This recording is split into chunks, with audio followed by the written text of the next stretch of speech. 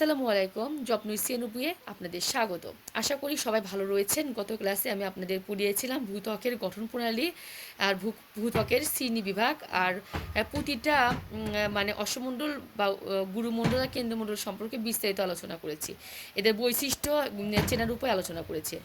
গত ক্লাস যারা করেন নাই তারা আমার ইউটিউবে চ্যানেলে গিয়ে অবশ্যই আমার ভিডিওটা পেয়ে যাবেন, ওই ক্লাসের লিঙ্কটা পেয়ে যাবেন। আর আজকে আমি আপনাদের পড়াবো হচ্ছে পৃথিবীর ভূমিরূপের গঠন কাঠামো আর হচ্ছে বৈশিষ্ট্য, ঠিক আছে। আর পৃথিবীর বাংলাদেশে ভূপ্রাকৃতিক কয় ভাগে ভাগ করা যায়। আর যদি আরেকটা পড়া যায় মানে বাংলাদেশের মানে ভূপ্রাকৃতিক এবং ভূমিরূপ দুইটা যদি পড়ানো সম্ভব হয় আজকে আমি অবশ্যই চেষ্টা করব দুইটা পড়ানোর জন্য। তাই দেখি কতটুকু পড়ানো যায়। আচ্ছা, আমি প্রথমে পড়াবো হচ্ছে বাংলাদেশের ভূমিরূপের অবস্থা, গঠন কাঠামো।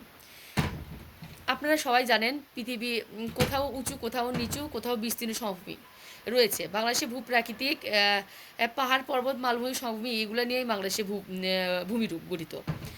বাংলাদেশের ভূমিরূপ গঠিত পদ্মা, মেঘনা, যমুনার পরিসঞ্চিত হয়ে যে ভূমিরূপ গঠিত হয় সেটা হচ্ছে বাংলাদেশের বৃহত্তম বদ্বীপ। বাংলাদেশের বৃহত্তম হচ্ছে বদ্বীপ হচ্ছে বঙ্গোপসাগর। এটা হচ্ছে গ্র্যান্ড ট্রাঙ্ক রোড বলা হয়ে থাকে। এটা হচ্ছে বাংলাদেশের সবচেয়ে বৃহত্তম বদ্বীপ হচ্ছে বঙ্গোপসাগর, ঠিক আছে।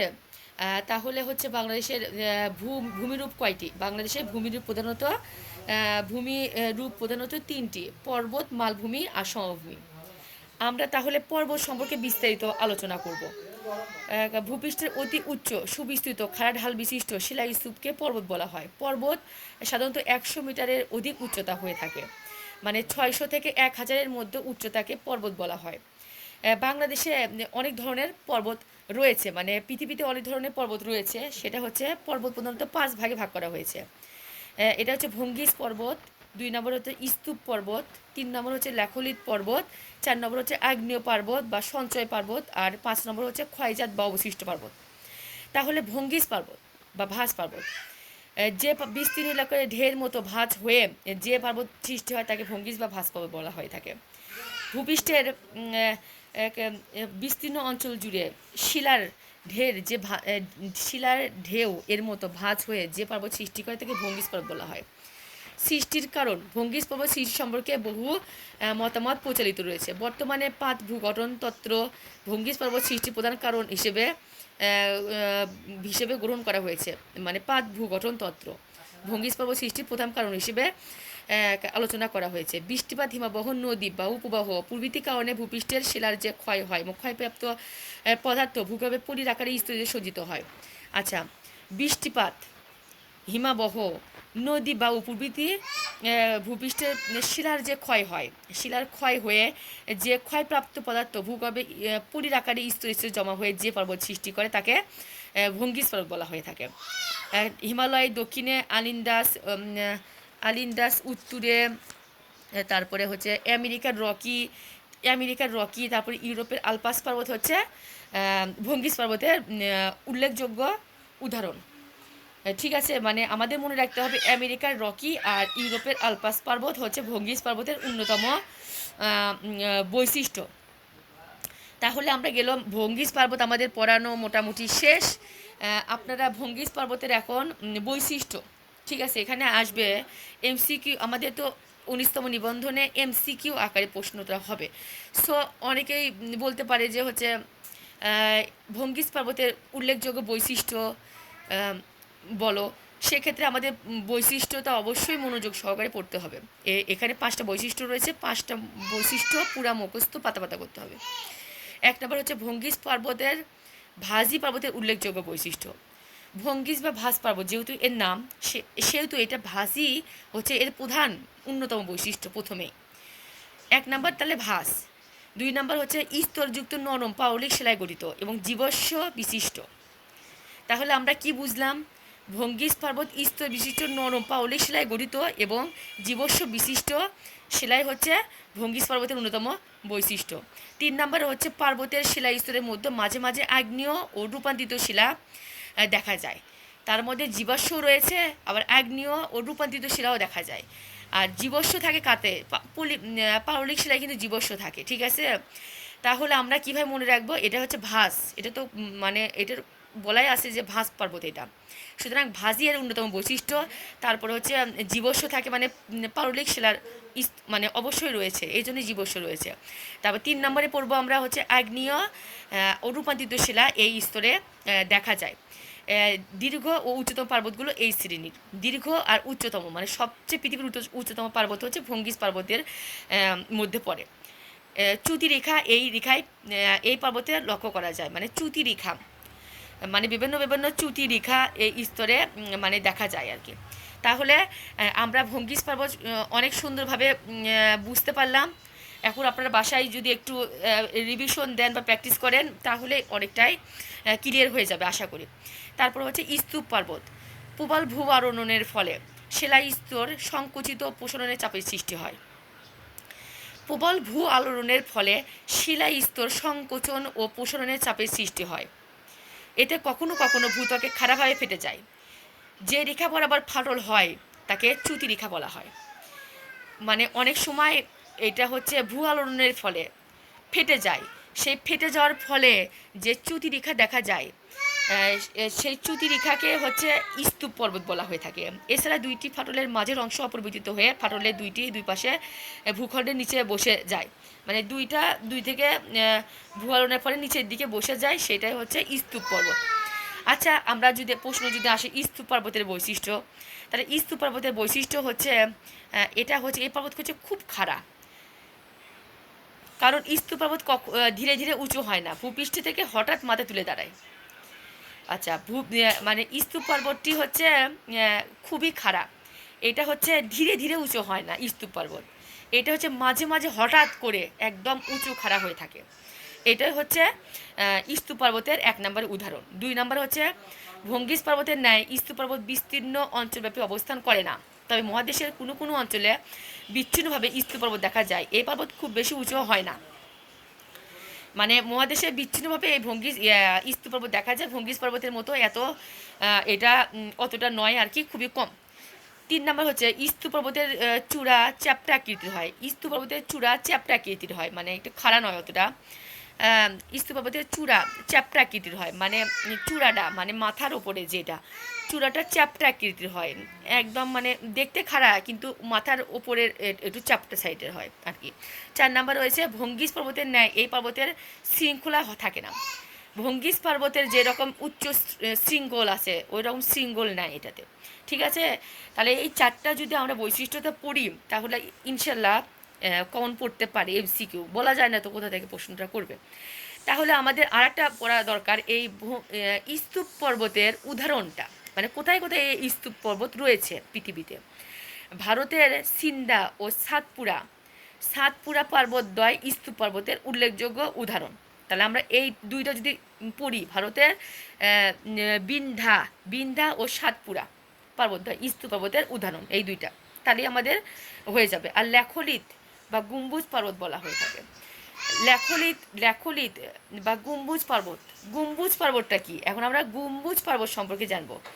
পৃথিবীর অভ্যন্তরে ম্যাগমা গলিত শিলার উপাদান সমূহের সাথে বিবিধ গ্যাস মিশ্রিত অবস্থায় থাকে। এই গ্যাস অনেক সময় ঊর্ধ্ব প্রবাহ হয়, ভূপৃষ্ঠের দিকে আসতে চেষ্টা করে। এই গ্যাসের সাথে প্রচুর পরিমাণে ম্যাগমা থাকে, কিন্তু প্রায়ই তা উপরে আসার সময় বাধা পেয়ে ভূত্বকের নিচে সঞ্চিত হয়ে থাকে। আস্তে আস্তে চাপ পড়ার কারণে ভূত্বকের শিলা ভেঙে পার্বতের ন্যায় উঁচু হয়ে ওঠে এবং এর নিচে ম্যাগমা ক্রমশ কঠিন আকারে ধারণ করে। এটি দেখতে গম্বুজের মতো। এই পর্বতকে লেখলিত বা গম্বুজ পর্বত বলা হয়ে থাকে। মানে লেখলিত পর্বতটা কি আমি আপনাদের এখন মানে বইয়ের ভাষা বাদ দিয়ে নিজেদের মতো করে এখন আপনাদের বোঝানোর চেষ্টা করব, ঠিক আছে। মানে ভূপৃষ্ঠে তো অনেক প্রকারের গ্যাস মিশ্রিত অবস্থায় থাকে, এটা তো আমরা সবাই জানি। সেই গ্যাসগুলো অনেক সময় ঊর্ধ্বপ্রবাহ হয়ে ভূপৃষ্ঠের দিকে আসতে চেষ্টা করে। সেই গ্যাসের সাথে প্রচুর পরিমাণে ম্যাগমা থাকে, যদিও তা উপরে আসার বাধাপ্রাপ্ত ভূসকে সঞ্চিত হয়। তাহলে সে আস্তে আস্তে ভূত্বকের শিলা ভেঙে পার্বতের ন্যায় উঁচু হয়ে ম্যাগমা ক্রমে ক্রমে কঠিন আকারে ধারণ করে, তখন এটা গম্বুজ বা লেখলিত পর্বত বলা হয়ে থাকে। তাহলে গম্বুজ বা লেখলিত পর্বতের উদাহরণটা কি, মানে কোন কোন জায়গায় এটা রয়েছে? ডাকোটা প্রদেশের ব্ল্যাক হিলসে রয়েছে, এটা ক্যানাডি, এটা হচ্ছে হেনরি পর্বত লেখলিত পর্বতের উদাহরণ।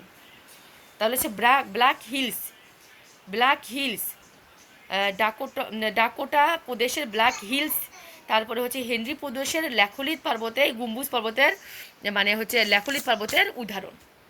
ল্যাখোলিত পর্বতের বৈশিষ্ট্য, এই পর্বতের 4টি বৈশিষ্ট্য রয়েছে। বৈশিষ্ট্যটা আমরা অবশ্যই মনোযোগ দিয়ে পড়ব, কারণ যদি আমরা বৈশিষ্ট্যটা পড়তে পারি তাহলে আমরা এটা সম্পর্কে বিস্তারিত মানে এমসিকিউ যেখান থেকে আসুক আমরা দিতে পারবো। ঠিক আছে। আচ্ছা, ল্যাখোলিত পর্বতের বৈশিষ্ট্য। ল্যাখোলিত পর্বত গম্বুজ আকৃতির হয়। এই পর্বতের উচ্চতা কম, ঢাল সামান্য খাড়া থাকে। এ ধরনের পর্বতে অল্প অঞ্চলব্যাপী অবস্থান করে। ল্যাখোলিত পর্বত কোনো শৃঙ্খল থাকে না। তাহলে কি হলো, ল্যাখোলিত পর্বত গম্বুজ আকৃতির হয়, 1 নাম্বার। 2 নাম্বার হচ্ছে এই পর্বতের উচ্চতা কম, ঢাল সামান্য খাড়া থাকে। এই পর্বতে অল্প অঞ্চলব্যাপী অবস্থান করে। ল্যাখোলিত পর্বতের কোনো শৃঙ্খল থাকে না। আগ্নেয় বা সঞ্চয় পর্বত। এবার আসি আমরা 4 নাম্বারে, যেটা আগ্নেয় বা সঞ্চয় পর্বত। হ্যাঁ, আশা করি আমার পরে আপনারা বুঝতে পারতেছেন। যদি কিছু না বুঝতে পারেন অবশ্যই আমাকে কমেন্ট করবেন, আমি আপনাদের সেটা ভালো করে বোঝানোর চেষ্টা করব। ঠিক আছে। তাহলে হচ্ছে 4 নাম্বারে আছে আগ্নেয় বা সঞ্চয় পর্বত। কোনো কোনো ক্ষেত্রে ভূ আলোড়নের ফলে ভূপৃষ্ঠের দুর্বল অংশ ফেটে যায়। কোনো কোনো কারণে ভূ আলোড়নের ফলে ভূত্বকের দুর্বল অংশ ফেটে যায়। এই ফাটলের মধ্য দিয়ে ভূবয়সে উত্তাপ্ত লাভা নানা প্রকার গ্যাস বাষ্প সাইথিতে প্রবলভাবে নির্গত ফাটলের চারদিকে সজ্জিত হয়। এরূপ যে ফাটলের চারদিকে সজ্জিত উঁচু পর্বতের সৃষ্টি করে তাকে আগ্নেয় পর্বত বা সঞ্চয় পর্বত বলা হয়। আগ্নেয় বা সঞ্চয় পর্বত বলা হয়। ও তাহলে এটা অনেক সহজ জিনিস। দেখো, কোনো কোনো ভূ আলোড়নের ফলে ভূত্বকের দুর্বল অংশ ফেটে যায়। সেই ফাটল দিয়ে ভূপৃষ্ঠের লাভা বের হয় বা বিভিন্ন গ্যাস বা ধূলিকণা, যত ময়লা আবর্জনা বের হয়, সেই ময়লা আবর্জনা ওই লাভার মাধ্যমে বের হয়ে সেই সেই আশেপাশে যে উঁচু পর্বতের সৃষ্টি হয় তাকে হচ্ছে আগ্নেয় বা সঞ্চয় পর্বত বলা হয়ে থাকে। সঞ্চয় পর্বত বৈশিষ্ট্য। সঞ্চয় পর্বত লাভার স্তরের মাঝে প্রস্তর ছাই দেখতে পাওয়া যায়। এই সঞ্চয় পর্বতের হচ্ছে লাভার স্তরের মাঝে প্রস্তরখণ্ড বা ছাই দেখা যায়, মানে পাথর বা ছাই দেখা যায়। এই পর্বতের উচ্চ এবং ঢালও মাঝারি ধরনের হয়ে থাকে। এই পর্বতের উচ্চতা ও ঢাল মাঝারি ধরনের হয়ে থাকে। 3 নম্বর, এই পর্বতের এছাড়াও এই পর্বতের আকৃতি সাধারণত মোচা আকৃতির হয়ে থাকে। উদাহরণ, জাপানের ফুজিয়াম, ইতালির ভেসুভিয়াস, কেনিয়ার কিলিমাঞ্জারো, হাওয়াই দ্বীপটি সঞ্চয়জাত পর্বতের উদাহরণ। আগ্নেয় বা সঞ্চয়জাত পর্বত। এটা আবার হচ্ছে যে 5 নম্বর হচ্ছে ক্ষয়জাত বা অবশিষ্ট পর্বত। ভূত্বকের শিলায় একই প্রকার উপকরণ দ্বারা গঠিত হয় না। ভূত্বকের শিলা একই প্রকার উপাদান দ্বারা গঠিত হয় না, সেটা কিন্তু আমরা সবাই জানি। এই শিলা কখনো কঠিন আবার কখনো নরম। নরম শিলাগুলো সৌরতাপে বা উপবাহ, বৃষ্টিপাত প্রভৃতির প্রাকৃতিক শক্তিগুলো দ্বারা সহজে ক্ষয়প্রাপ্ত অপসারিত হয়, কিন্তু কঠিন শিলাগুলো ক্ষয়প্রাপ্ত অপসারিত হতে পারে না। হ্যাঁ, আবার ভূপৃষ্ঠের কোথাও উচ্চ মালভূমি শিলারাশি প্রাকৃতিক শক্তি দ্বারা ক্ষয়প্রাপ্ত হওয়ার জন্য পর্বতের ক্ষয়জাত অবশিষ্ট পর্বত বলা হয়ে থাকে। মানে ভূপৃষ্ঠে আমরা দেখি তো সব সময় তো মানে শিলারাশি একই প্রকারের হয় না, হয় কঠিন না হয় হচ্ছে নরম। এই নরম শিলাগুলো বৃষ্টিপাত হিমবাহ প্রভৃতির সৌরতাপের কারণে এটা ক্ষয় হয়ে নিচে পড়ে যায়। আর কঠিন শিলাগুলো যখন স্তর আকারে জমা হয়ে পাহাড়ের মতো সৃষ্টি করে তাকে হচ্ছে স্তূপ আকারে সৃষ্টি হয়, তাকে হচ্ছে ক্ষয়জাত বা অবশিষ্ট পর্বত বলে। ঠিক আছে। আচ্ছা, ক্ষয়জাত অবশিষ্ট পর্বতের এখন বৈশিষ্ট্য পড়বি। ক্ষয়জাত পর্বতের ক্ষয় চিহ্ন বর্তমানে থাকে। ক্ষয়জাত পর্বতের একটা যে ক্ষয় চিহ্ন সেটা বর্তমানে থাকে। এটি কোনো শিলা স্তরে গঠিত নয়। এটি কোনো শিলা স্তরে গঠিত নয়, মানে এটার মধ্যে কোনো শিলা থাকে না আর কি। ঠিক আছে, শিলা স্তরে গঠিত না এটা। এটি যে কোনো আকৃতির হতে পারে, সাধারণত গম্বুজ আকৃতির হয়। এটা যে কোনো একটা আকৃতি হতে পারে, সাধারণত এটা গম্বুজ আকৃতির হতে পারে আর কি হয়। শিখর দেশ তীক্ষ্ণ ও ছুরালো নয়, ঢাল খুব খাড়াও নয়, সামান্য উচ্চতা খুব বেশিও নয়। মানে এটা ঢালও খুব উঁচা না, উচ্চতাও বেশি না। এইটা মানে আর কি একটা ছোট ঢিবির মতো আর কি, যেটা বলে আর কি, ছোটোখাটো একটা জিনিস। তাহলে আমরা পর্বত যে 5 প্রকার, সে 5 প্রকার পর্বত সম্পর্কে বিস্তারিত আলোচনা করলাম। এরপরে ক্লাসে আমরা হচ্ছে কার সমভূমি আর মালভূমি এই সম্পর্কে বিস্তারিত আলোচনা করব। আশা করি সবাই বুঝতে পেরেছেন। আমার চ্যানেলে যারা নতুন তারা অবশ্যই সাবস্ক্রাইব করবেন। ভালো থাকবেন। ইনশাআল্লাহ পরবর্তী ভিডিওতে আবার দেখা হবে। আল্লাহ হাফিজ।